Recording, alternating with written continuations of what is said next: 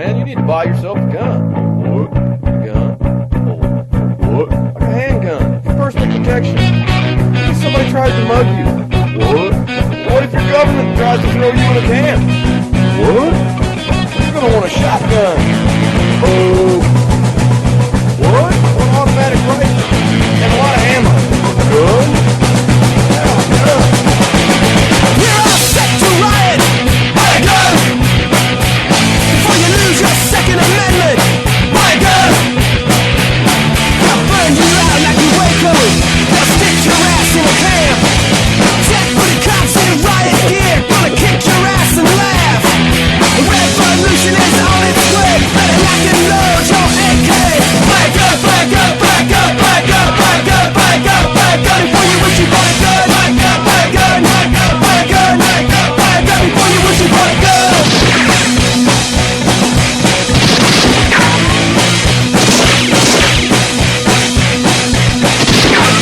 We're all set to riot. Buy a gun before you lose your Second Amendment. Buy a gun. They gave your money to the banksters. They stole your pension funds. It's time that we took to the streets. It's time we had our turn. A revolution is on its way, and the founding fathers would say, buy a gun, buy a gun, buy a gun, buy a gun, buy a gun, buy a gun, buy a gun before you wish you bought a gun. Buy a gun, buy a gun, buy a gun, buy a gun, buy a gun, buy a gun before you wish you bought a gun.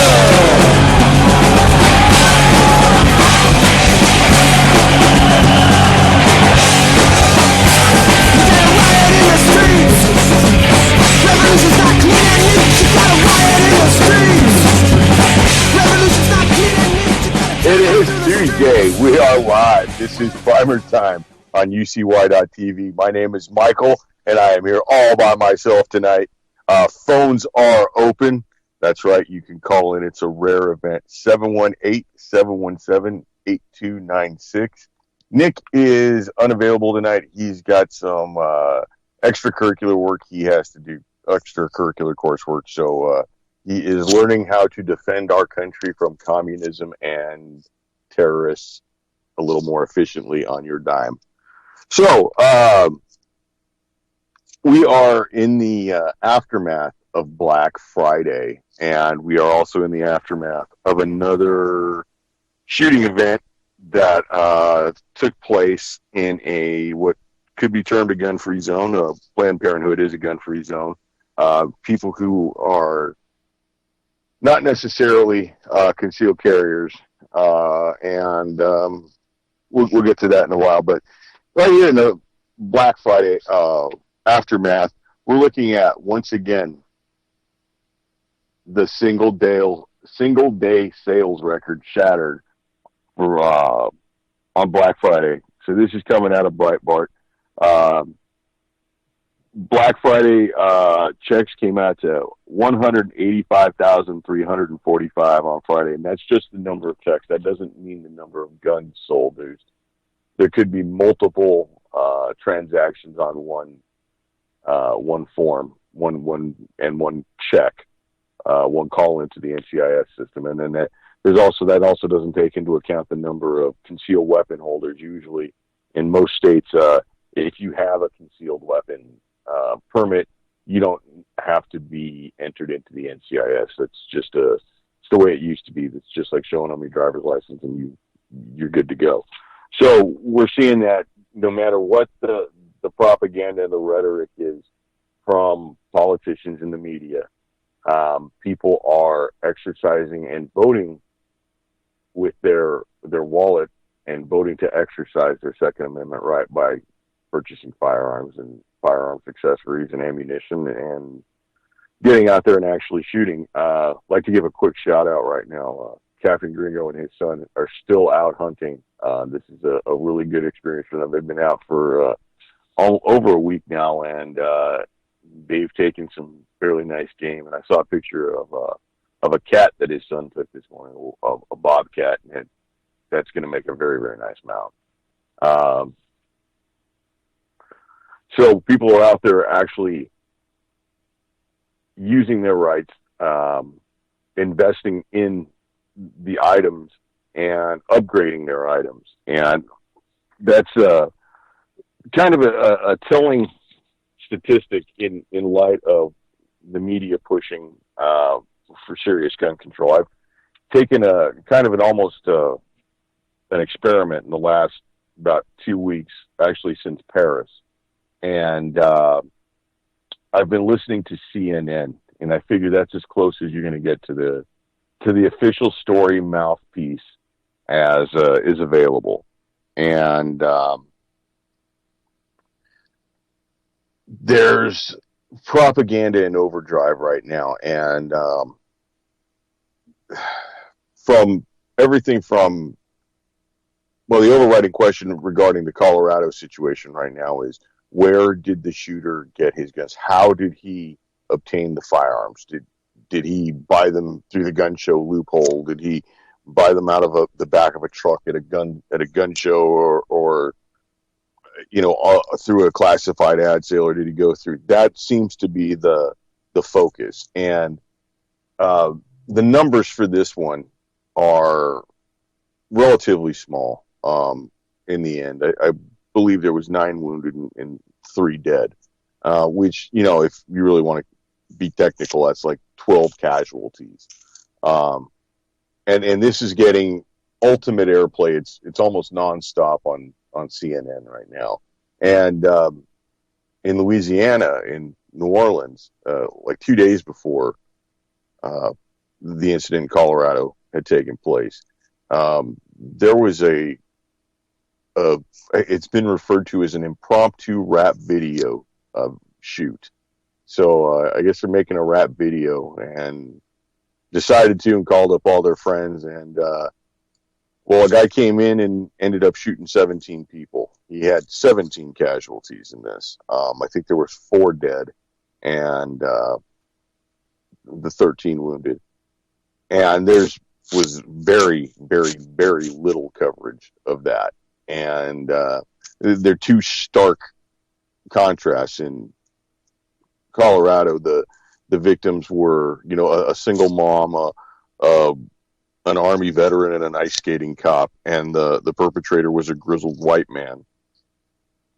And in New Orleans, the shooter was a black youth, and all the victims were black. So black lives don't matter, I guess, when they're taken by blacks.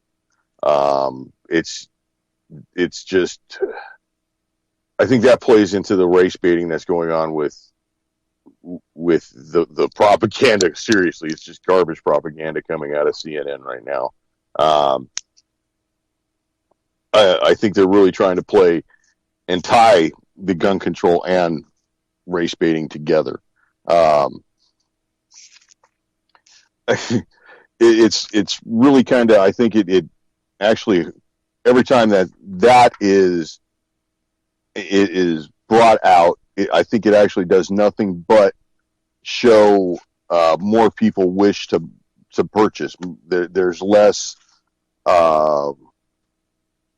there's less agreement with the idea that firearms should be restricted. And I mean, it goes to the point of where I've got a story here out of the Los Angeles Times. A homeless man is accused of collecting submachine guns and silencers and handguns. So if there's homeless guys in LA that are collecting firearms, the FBI is saying the National Instant Check System has another record-breaking day, which seems for like the last 7 or 8 years, maybe even the last 10 years, it's been a record-breaking day on Black Friday, and usually in the wake of a shooting incident, those records go up. If homeless guys are getting, submachine guns, which is actually one of the very first times I've ever seen, firearms terminology used correctly in a newspaper report, because these were full automatic and select fire weapons. I think everybody's arming up. I've got a story out of the New York Times. 16,000 firearms seized in China, and also 6 million bullets, which is an interesting number. I don't know why that was the actual number that was coming out. But I don't know. It's been a very interesting week. The architect of the New York Safe Act, Sheldon Silver, was found guilty of corruption today. And as we've seen, the New York Safe Act, something that was designed without any sort of partisan input, it was a feel-good, knee-jerk reaction to a problem that really didn't exist. And that's treating it nicely. I think it goes to a further goal. I think there is a desire to take the firearms. I mean, we've got candidates actually stating their wish to have an Australia-style gun control. So you look, the Chinese are seizing firearms. We're being pushed by the United Nations. The United Nations Small Arms Treaty is in effect, which is really kind of clamping down on small arms sales to civilians worldwide. And yeah, I would say if you go along with any of that, you're really kind of making a mistake. There's no reason to give up anything. And once again, tonight the phones are open. The number is 718-717-8296. And I'd love it if you call in, even if you are a wrong number.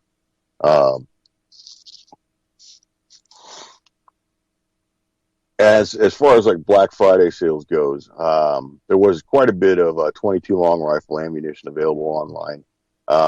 Some of it that was at the very, what would be considered very, very generous pricing. That stuff was usually gone very, very fast. Stores had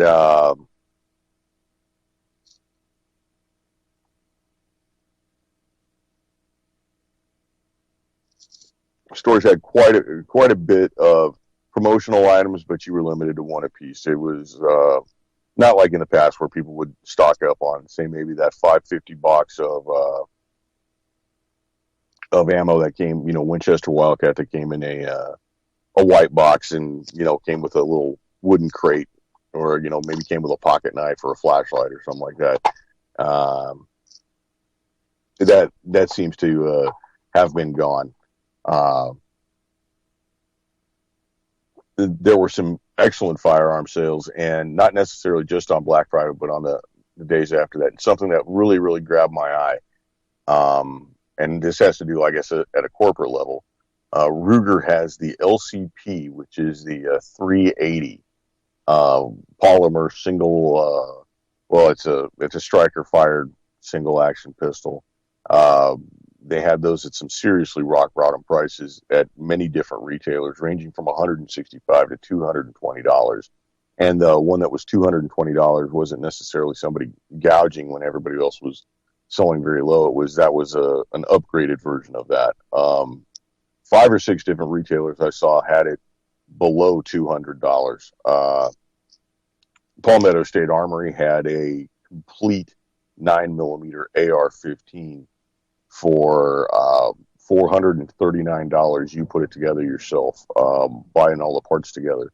The prices are coming down for brand new items. It's not the same to be said for any of the secondary market items. Prices on used AR-15s are still about anywhere from $750 to $2,500, depending on what kind of stuff they put on. Hey, who's on with me?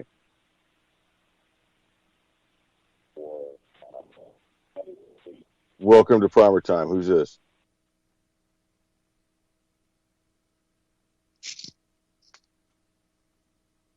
Hello.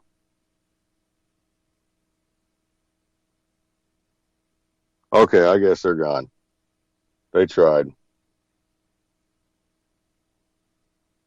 That was interesting.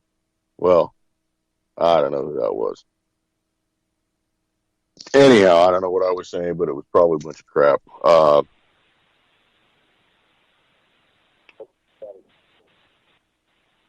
Hey, I guess caller's back. Hey, I can hear you. Welcome to PrimerTime. Who's this? Hello. Hello. Can you hear me? I can't hear you on my phone. Are you there? Hey, what's up? SLC, can you hear me?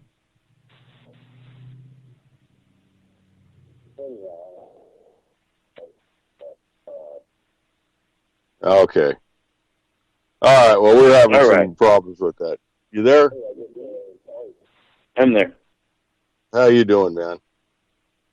Hey, man, I want to ask you a couple of questions. I know you're Sure thing. really into firearms, but what do you think about personal protection blades, knives, ceramic blades? Really, there's That's a real. pretty interesting question. I would dare say that using a blade is something that's more of an acquired skill and something that takes probably a little more physical training than most people who buy a firearm. I think a firearm is definitely the equalizer. I think if you're in a location that prohibits a firearm and you choose to follow that law, I think a blade is nice, especially if you were to get some training and know how to use that knife effectively. I think, I mean, it's better than some harsh words and, an evil look. Well, if you were a wrestler or a boxer, if you were a fighter of any type, Definitely. with your hands, a blade is an easy skill to acquire, right? I would imagine so. In close fighting, if you're a wrestler, any kind of thing. They tell you that in the concealed weapons classes and pretty much most of the defense classes, and I think it's almost actually like accepted as fact in court now, that a guy with a knife can cover 21 feet faster than, a trained man can draw a pistol from a holster and make it ready to fire and discharge it. You're right. That's that 20-foot radius that if you are prepared and you know what's going on, that the other person cannot draw and fire before that time. Yeah. Right. Yeah. That's a pretty good. It's aware if you're aware of that. But most people aren't. A lot of different classes. Like especially the CCW classes, especially if you have like an instructor who's a little more jazzy. I had a decent instructor back when I had a concealed weapons permit. I don't have one now, but that's an issue for a different time. He set up our class. My class was, I think there were about 14 people in my class, and he basically made one of us have a rubber knife and one of us have a blue gun, and you had to attack the guy with the gun, and pretty much everybody got shot. Pretty much everybody got stabbed. Yeah, but still, that's a really good training, isn't it? That was some really nice training, and that's stuff that is worth the money that's paid for. I think we got another call. Maddie's on. Maddie, who's another friend of the show. Mike is a friend of the show. And Maddie, what's going on? Yo, what's happening? Am I coming through? I am getting saved by my friends. I appreciate that, guys. I'm really, really horrible at this. Oh, not at all, man. I just wanted to call to just hang pretty much.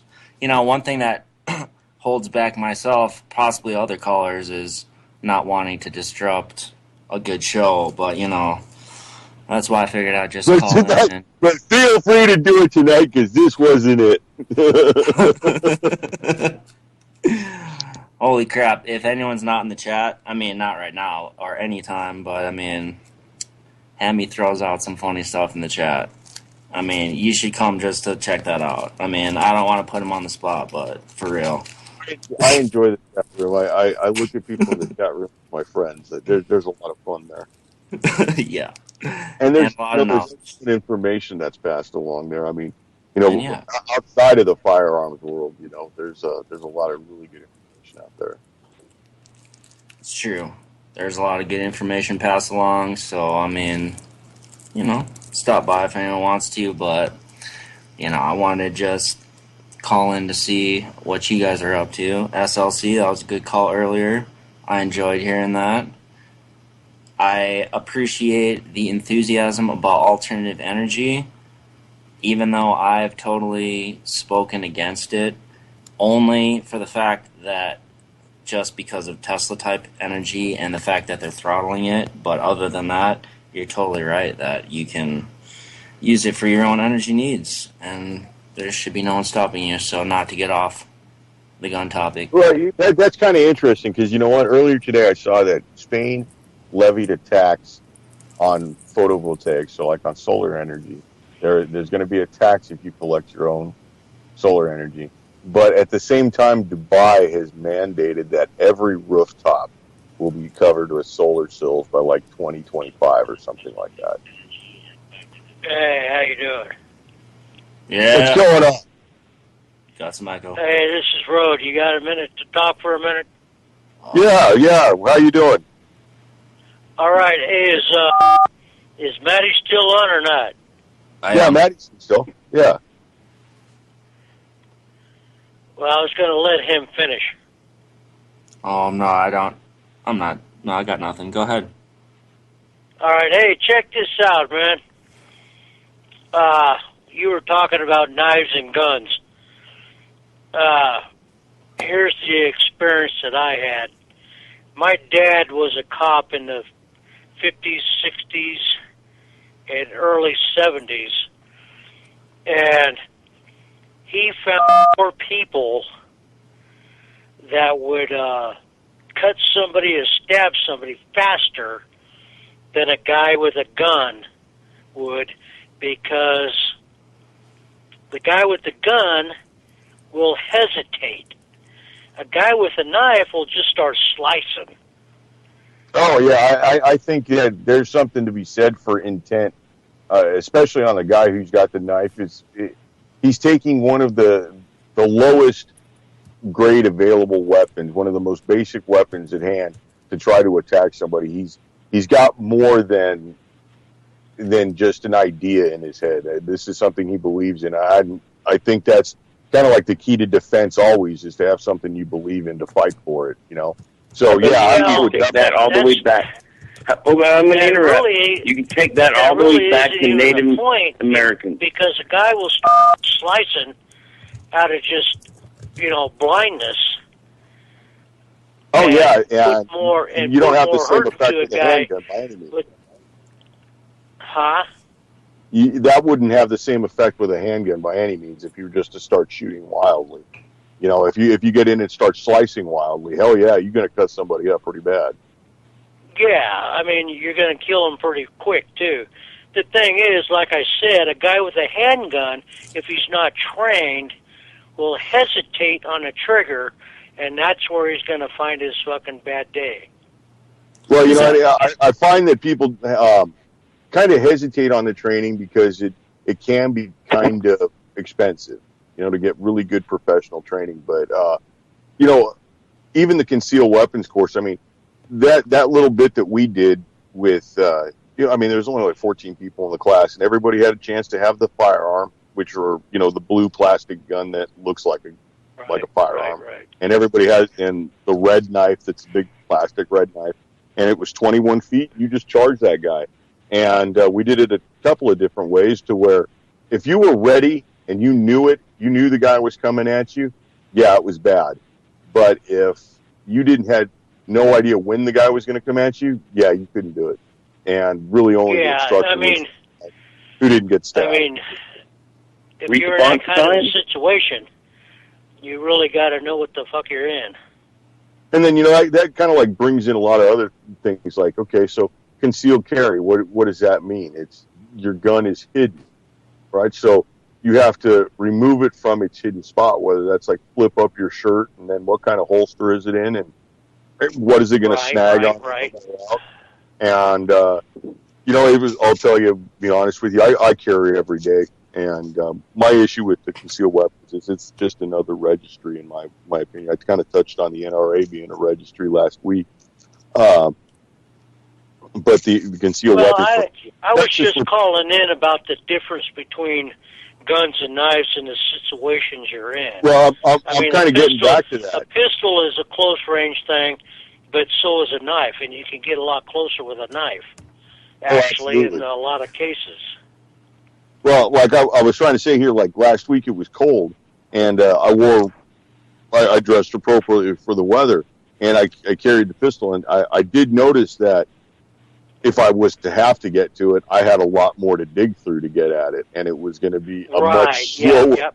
That was, No, that's that much a true more story. Yeah. like that.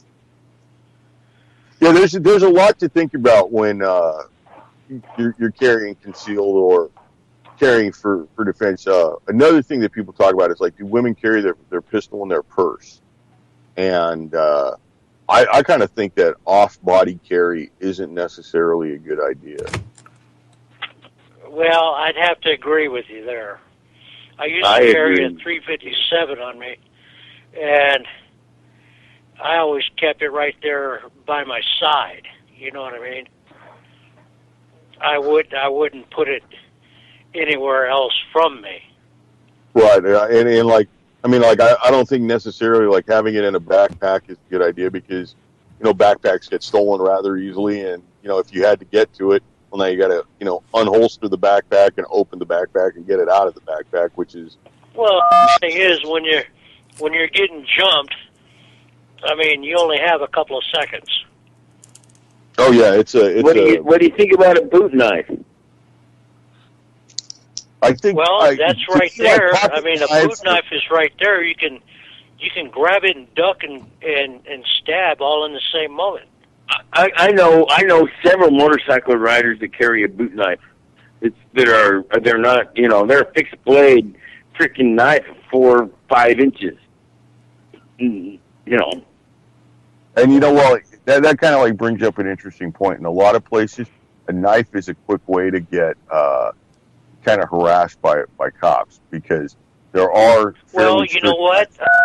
As long as your knife is in a sheath, the cops can't take it from you, and they can't fuck with you about it.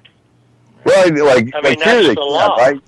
You can't, I think it's 4 inches, 3.5 inches here, the blade, and there's, always the story, it can't be any longer than the width of your palm or something like that. Right, that's 3. That's ridiculous. The usual thing is 3 inches if it's not in a sheath, but if it's in a sheath, it can get up to 6 inches long.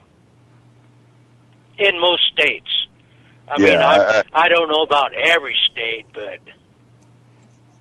I know here that if you've got like a skinning knife that's got 7 or 8 inch blade, they usually don't wear that openly. That's kind of an invitation for. Well, I mean, when that's pretty hard to carry. An 8-inch blade is tough. It's on your side. Right. That's big. 8-inch blade is big. Come on. Anything over a 5-inch is hard to carry on your belt, isn't it? I would agree. 5 inches. A 5 inches is the barrel length on a 1911. They look really good in pictures, though. Hey, how you doing? Hey, how's it going, guys? Gringo. Yeah, so Gringo. How's everybody doing? Hey, Captain. So what's going on? Are you in the blind right now? No, I'm back at the house, resting up a little bit. You are back at Stately Wayne Manor. Okay, so nice shots, so man. what? Sir? What's the total haul? Man, we didn't haul in a bunch of meat this time. We went and had a good time. The boy shot a coyote yesterday morning, but the pigs eluded us and the deer eluded us. We really weren't after deer on this place. There's not a whole lot of deer. It's more like South Texas, where not a lot of deer density, but there was a few deer running around there, and there's some more people coming in later around Christmas to hunt. So some young guys, my little nephews. So we were going to leave the bucks for them to shoot, unless it was just a really giant beast I couldn't pass up. But other than that, the hogs were pretty much fully nocturnal, and I hunted so hard every day that I was just too tired to go after them at nighttime. Did you track a lot? No, we didn't go trapping yet. I'm going trapping. I'm going to head out Thursday up to East Texas, and we're going to go try to trap some hogs up there. My neighbor's got a place up there, and he's got 3 hog traps there that he's never baited. And but the hogs are coming in all around there, so it shouldn't be too hard to bait. What were you seeing? What was the price of corn that you were looking at? Man, corn went for, it was right around $7 a sack now, which is down from last year. I think last year was like $9 a sack. Yeah, there were plenty of places that had it for $12 a sack, like gas stations had it for $12 a sack. Yeah. Okay, now this is really weird to me because I've never heard of a place where you could buy hog trap feed at a gas station. All right, this is just freaking weird. Well, right? To be fair, at this gas station, you can also buy pretty much everything. Copper tubing and so you come on, man. I think that Buc-ee's, doesn't one of the Buc-ee's have like some like home repair stuff? Man, I wouldn't doubt it. I tried to snap a picture as we went by. We flew by it last night, and the flash was on my phone, so it reflected off the window in the truck. I was trying to get my son to take a picture, but yeah, at that one they sell pretty much everything. I mean, deer feeders, camo, you name it. Pretty much totally illegal in every state I've lived in. Utah, Wyoming, Colorado. You cannot do that shit.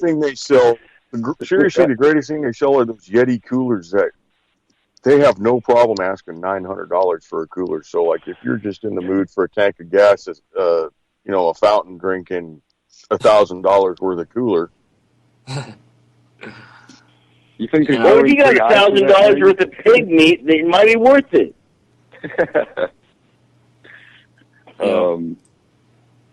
Serious. I mean, really, because the cost of high quality protein that you buy anywhere is how much? Okay, I went to the store. Beef is $4, $5, $7, $8 a pound. Even pork is $3 a pound. So I assume that the Yeti cooler is a good deal if you actually shoot a couple of them nice fine pigs. Yeah. I tell you, I've just got some regular igloo coolers, the 100-quart igloo coolers. And I think the ones I'm using right now are Thermos brand even. And as cold as it was, I filled them up with ice on the way up there just in case we shot something.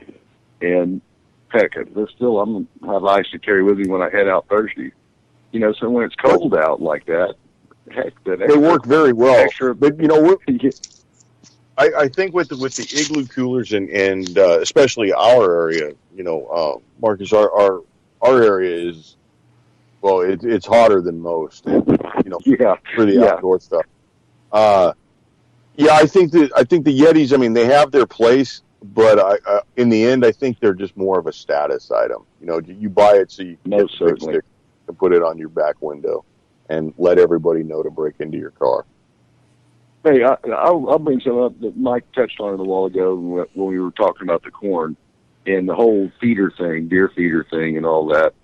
I want to address that because this place we were hunting down there, it's South Texas, brush country. It's an old peanut farm that they let grow back up. So it's really thick, young mesquite. There's not a bunch of old mesquite trees in there. But, I mean, it is thick. You can't see through it. In a lot of places you can't even walk through it. But the deer sure love it. I mean, they get in there and they can walk through there just fine. And so if it wasn't for these feeders, a lot of times you would never even see any of these deer because there'd just be no way to hunt them without going there and clearing some of that brush away. So, I'm not a big one to hunt feeders, but in a place like that, you almost have to be able to see the game or go around with one of the tailgate feeders and corn the roads, the right-of-ways, any openings where you can get that game to come out and hang out for a while where you might be able to get a shot at it or even to get a glimpse of it. Without it, it's just really tough. And, because, I've hunted down in South Texas with guys that oh, I'm going to hunt a feeder. And, yeah, you can stalk along, get lucky, and shoot something every now and then. But in that thick brush, good luck getting up on something before they see you. I mean, you better know the lay of the land and know where the openings are that you can stalk up and spot in an opening where you can see a little ways before they maybe see you. But other than that, you almost have to use the corn down there in that thick brush like that. They'll smell you. I don't know anybody who doesn't use the corn, to be honest with you. Everybody uses it. If you're not smoking. No, that wind direction though, man. Come on, the deer where I came from. I mean, a lot of people have freaking smell you. But they've got serious blinds down here. I mean, people make blinds that are comparable to houses. You know, I mean, they're comparable to sheds. You know, so I mean, you're saying really, the hogs really are not deterred by the smell of a human. Oh, no. If you they'll still smell you and everything. And you know, that's one thing. You know, a lot of these hunters, you see in the hunting shows and stuff, they use the scent blocker. They spray stuff on them and are real worried about the scent. And man, to be honest with you, the way I look at it, I've got so many advantages over these critters I'm hunting anyway. I'm holding a rifle probably that'll shoot 300 yards. I mean, if that's the one thing they got, if they get downwind of me and wind me and spook out, I lost, you know. But heck, I'll stand around the campfire and get smoke all over me and still walk out in the pasture and go hunting. It don't bother me none. Where I know some guys that are just real anal about it, they'll go hang their hunting clothes up away from camp, you know, not to get any smoke on it. And they make sure they pee far away from anywhere the animals are. Yeah, I know. Well, see, now I will go with that thing. You should not go and pee next to a guy's feeder. That's just not cool. No, that's not cool. should not pee in the vicinity of the guy's feeder or of the blind. But and that's because those damn things smell that, right? Yeah, absolutely. Sure. And to be honest with you, these pigs, the way they come into corn, the pigs themselves, I think you could pee around there and it wouldn't bother them a bit. They're going to come in and eat that damn corn anyway. The deer, maybe a different ball game. I would say the deer would be more spooked by it than the pigs. Yeah, pigs will eat a tire if they think it smells good enough. And a cat and the dead body and anything else, right? Well, I tell you, I don't know if wild hogs so much. I think if you were to trap them and do that, yeah, that they would be like that. But I think if they're wild, they know what they want to eat. They've got a definite preference, and I think the preference is easy. Yeah, right? I think they look for it. I think they like mesquite nuts.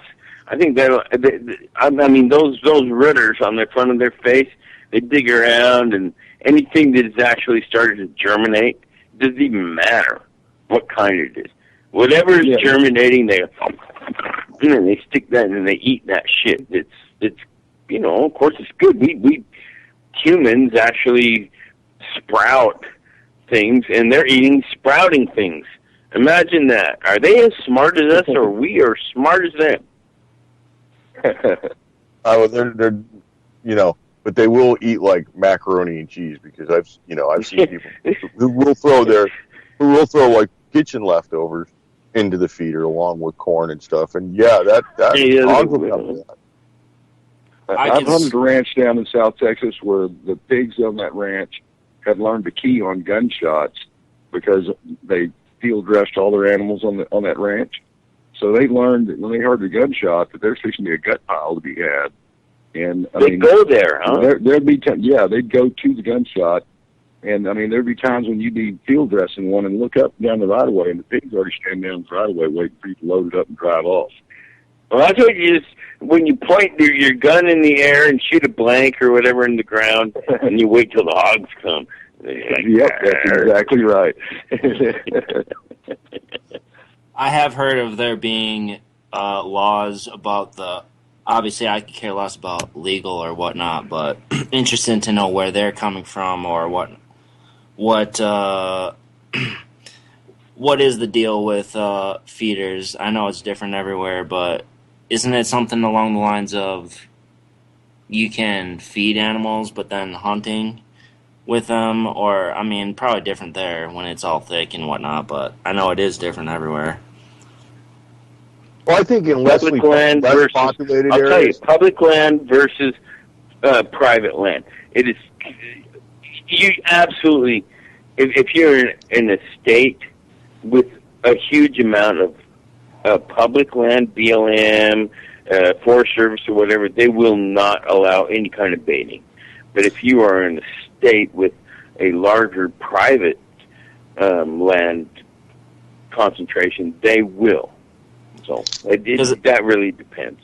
Because it's like in these times when the food supply is being poisoned, it's just a matter of gathering game, and the only issue could possibly be over-harvesting, which doesn't really, I mean, well. You know, but that's an interesting topic right there, Matty, right? Because everybody says, okay, in the grid down situation, I'm going to, pack up with my 380 and I'm going up to the mountains and I'm going to get a deer. Well, and everybody thinks, well, then all the deer will be gone. Well, I really don't think that half the people, or more than, I dare say 90% of the people who think that they're going to bug out and go and live off the land will be able to do more than a week, honestly. Guaranteed. So most of them. So I don't think that there's really going to be. I don't know if there will be like an over harvesting, in that situation. Yeah, I don't People think are going to die before they can kill the deer and the elk and everything else. They don't know how to do it. The remnant populations of it's just not going to happen. Sorry. Yeah, I know back during the Depression, back during the 30s, the game population suffered, but that was a rural population then that did still know how to go out and gather game and process meat and all that good stuff. Where nowadays, exactly, they're not exactly teaching that down to local government. No, and I mean, seriously. No, they'll call the cops on you if you bring a dang animal and start skinning it in your yard. Well, and the thing is, so if they do manage to get to their bug out location or whatever, and they do manage to kill something, they won't be able to access YouTube to get the video on how to clean the animal. It's true. Now's the time. I don't know how to separate that meat fibers and turn it into a jerky. Instead, I'm going to let it rot. No, they'll just cut out one big hunk and think that was good. Man, I mean, it is a skill. It's so easy. We take it for granted, but it is a skill to those who know how to do it. And the other skill is actually looking around on the ground as you hunt for edible herbs and food. If nobody knows what miner's lettuce or how to eat nettles or whatever, then you're screwed, really. If you don't know if you don't know what watercress looks like, you're done.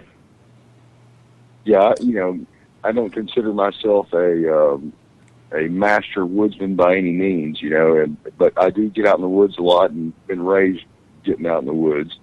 And I can identify some plants, but something I'm always, whenever, especially going to these different places across Texas where I hunt, it's always different flora and fauna, different trees and plants and animals that always trying to identify the new stuff, the stuff that I don't recognize. Hey, what's this? But I dang sure don't know enough of the edible type plants and stuff that I should for sure. To be honest with you, I think in my area there's not a whole lot of edible stuff that's not farmed. I believe it. You might look into careless weed, Mike. You Google careless weed one of these days. One of these ranches I was hunting on down in South Texas, one of the Mexican women that worked there cooked some up for me one afternoon, and it's like spinach, or collard greens or something, or it's a green. You boil it up like greens, right? And delicious. And she said it was good for any kind of stomach ailments too. That's interesting. It's something that does grow down here, and not wild usually, but people will grow it. It grows really, really well down here is okra. And I've heard that if you take an okra bud and you cut it and you put it in water with like a half a lemon that's been quartered and let it sit overnight. You drink that the first thing every morning. That's supposed to be a cure for cancer. It wards off cancer, something cures. I would not doubt that. Would not doubt that. No, I mean, I see a lot vitamin of C and all the other stuff in the okra. That's probably a pretty good, what do they call that, a decoction or concoction? Yeah, I know. I think it's, you know, and the people who talk about it, they're all in their 60s, 70s, 80s. So they're on this. I think I'm the only person I've ever met that likes okra, though. You ain't I from don't the mind South, it. though, I little don't- buddy. Yeah, I was gonna say. Sounds like a lot of people like it. Down south. You know, like if I got to eat it, it's not. I don't want to eat it cold, like out of a can. I'd much rather have it breaded and fried. It's not bad in gumbo. Is there anything you wouldn't rather have breaded and fried? Mushrooms. I'm not a mushroom fan. Oh, okay. Raisins. Raisins. That was a quick one. Breaded and fried black olives would probably be bad on that list too, right there. Those are like my three least favorite. Okay, don't serve those. Got it. At the PrimerTime banquet, we will not have that. That will not be on the menu. And we won't have any of that Chinese GMO, that storybook, that meat farm stuff, that bioengineered meat. No, we'll have dead animal. Oh no! SLC wants to know: do chinkins have squinty eyes? That wasn't me. That was Road. Okay, sorry. Come on, man. My bad. Someone wanted Well, guys, you know, some of y'all hang out in the chat room know, you know, I've been hunting and fishing a lot with this neighbor of mine, this 72-year-old neighbor of mine, and he's invited us to go back hunting with him again this week. We're leaving out Thursday up to East Texas to his place, and I got a neat little story for you guys. You know, the opening weekend of deer season, when I went up there with my son and him, my son shot at a nice 10-pointer. Well, I thought it was a 10-pointer. It was a 10-point frame. Anyway, the gun misfired. It was a real nice, high, thick rack. I was sitting in the blind with him, and the gun misfired. The shell didn't go off, and he didn't get another shot at him. Well, the neighbor back behind the ranch behind my neighbor's place emailed him, and last weekend that guy had a gun misfire at a nice, high rack 9-point buck. So this buck is now, this buck has now been named the Voodoo Buck, and so we're gonna go up there. I'm sure hoping my neighbor gets a shot at him, man. He said if his gun misfires, he's just gonna throw the rifle at him. That's kind of freaky right there. You take that big knife and go after it right then. It's a one-buck county, and Junior and I have both shot our bucks already up there. So he's going to hunt the blind. Jeremiah's been hunting, and we'll hunt the other parts of the ranch. And but hopefully he gets a shot at him, man. He hadn't shot a deer up there in over 20 years. You know, he just hadn't cared to. He's hunted, but hadn't shot anything. And I'm hoping he can shoot something while we're up there to give him a hand with everything, man. That would be nice, you know, and especially if you give him a hand, like, you know, with the heavy stuff, you know. Yeah, come on. You giving the hand means cutting it up, skinning it, and you know that is the serious giving the hand. As soon as you shoot something, then you got like hours of work right ahead of you. Even if you just help throw it in the back of a truck.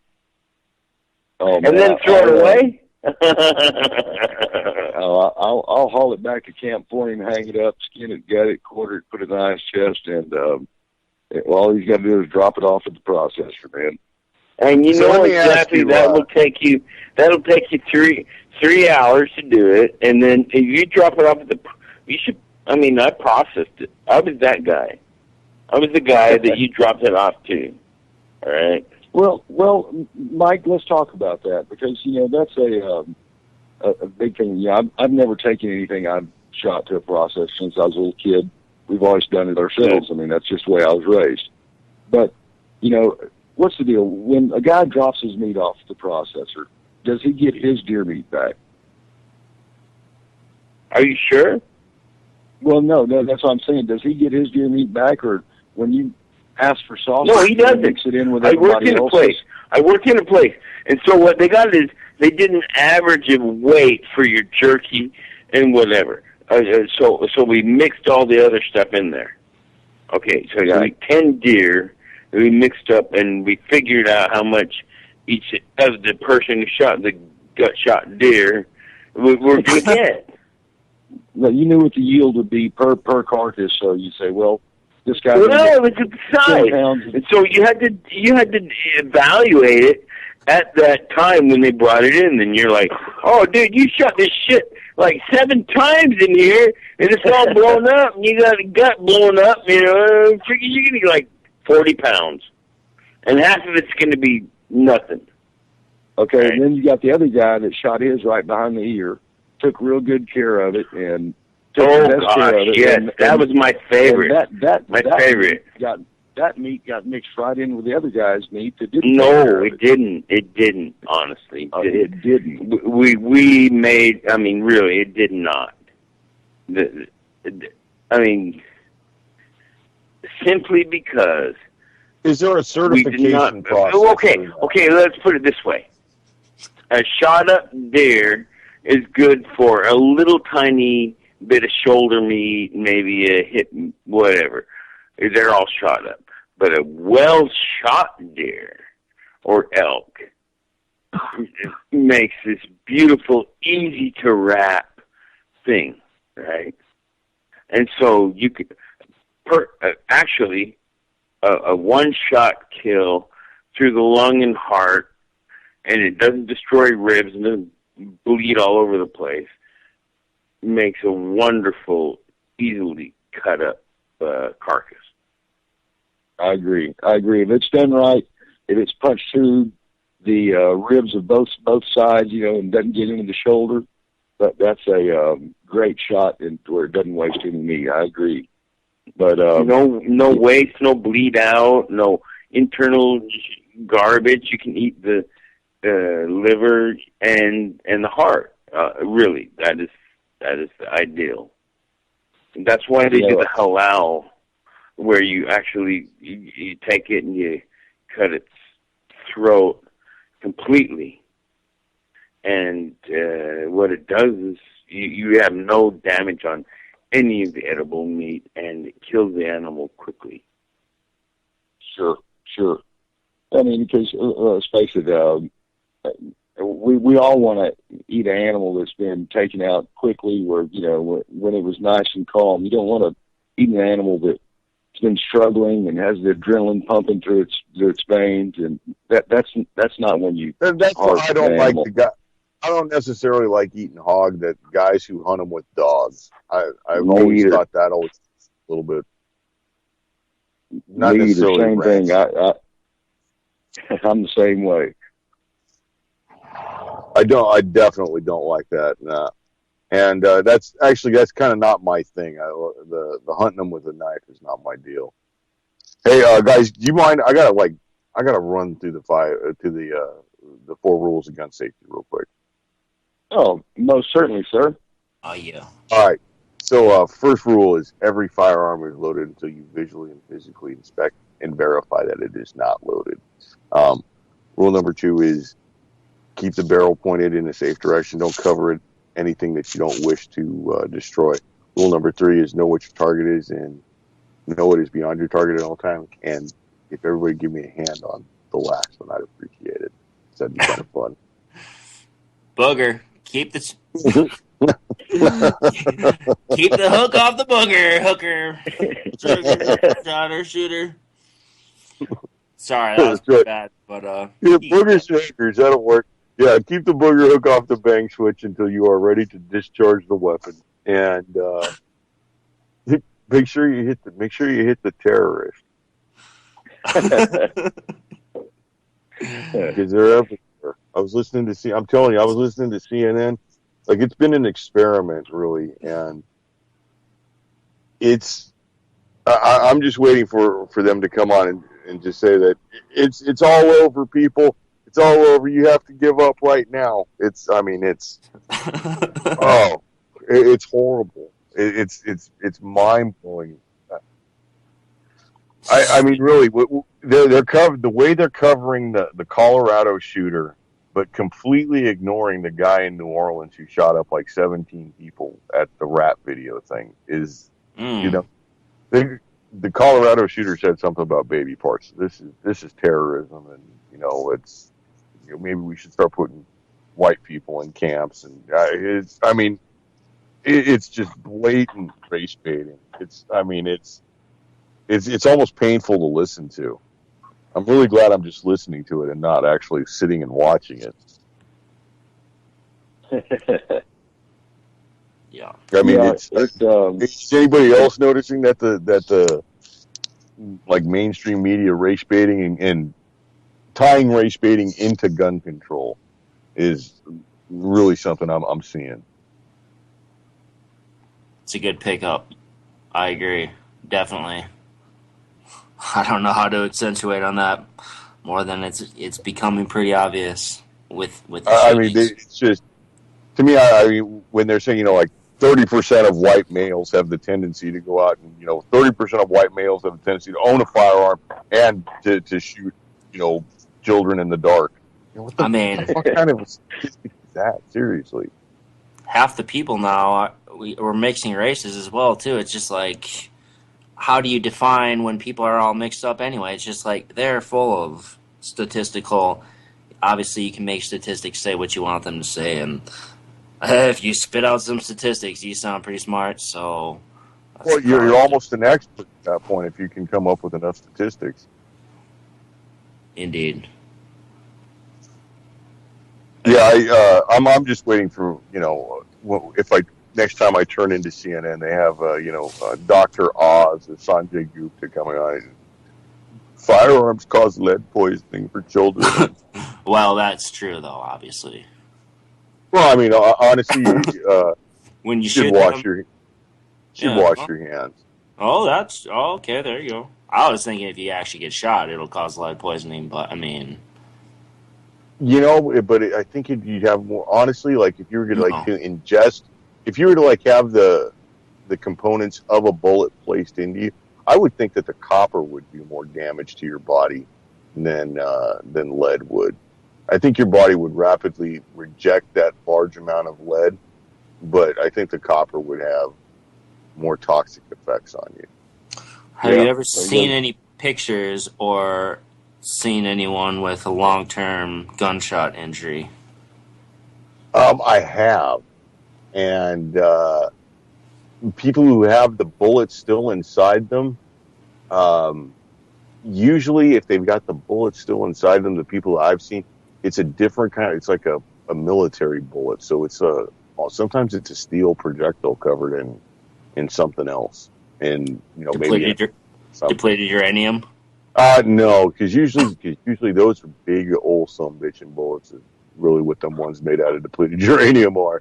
They're usually really, really big, like bigger than 50 caliber. Damn. Ruin your day big. yeah, like 20 millimeter through the side of your vehicle, and then suck your guts all out, through the hole that it makes when it exits your vehicle. You go through that hole too. Yeah, a little big. I think we polluted the world. We've definitely polluted the environment with polluted grain and dust. PrimerTime is on point. That's it. Well, hey guys, you know what? Thank you very much. I really appreciate it.